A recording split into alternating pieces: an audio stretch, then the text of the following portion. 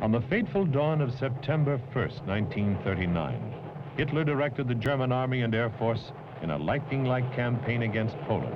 With this earth-shattering overture, played by Stuka bombers, World War II began. It was our duty. I mean, our country was in trouble. My father didn't want me to enlist. And I said, but I want to get in the Army Air Corps. I want to be a pilot. And finally, I got in. If you were bigger, larger, you wound up a bomber pilot. If you were smaller, you wound up a fighter pilot. It was pretty easy, right? Rigid training converted raw recruits into men physically and mentally fit to defend the nation. But then we went to combat, and I flew 13 combat missions. You're scared.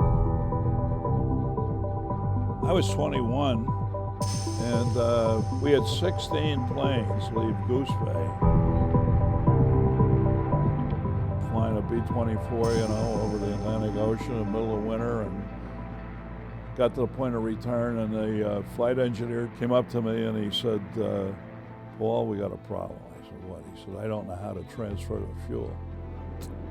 We had 6 hours of gasoline left, and we were 7 hours from Iceland, 7 hours from Greenland, 7 hours from England, and 7 hours from Goose Bay.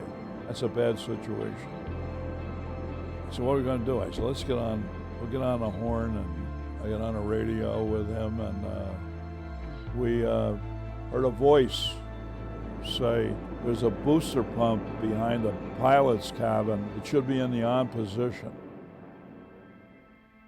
He came back about 20 minutes later. He says, we're transferring fuel. I said, that's good. We had to get it from the wing tanks to the main tank. And incidentally, on that flight, we lost 4 airplanes and crews just trying to fly the Atlantic. I mean, we were rookies. We only had a couple hundred hours flying time, But that's the way it was. In the air, 177 American B-24 bombers raided the oil refineries at Ploiești in Romania with 300 tons of explosives. But in World War II, 60 million lives were lost, either on one end of a bomb or the other.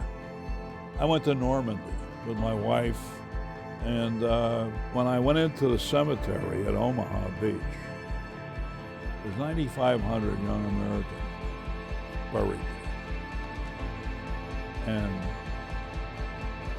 I realized then that I was a survivor.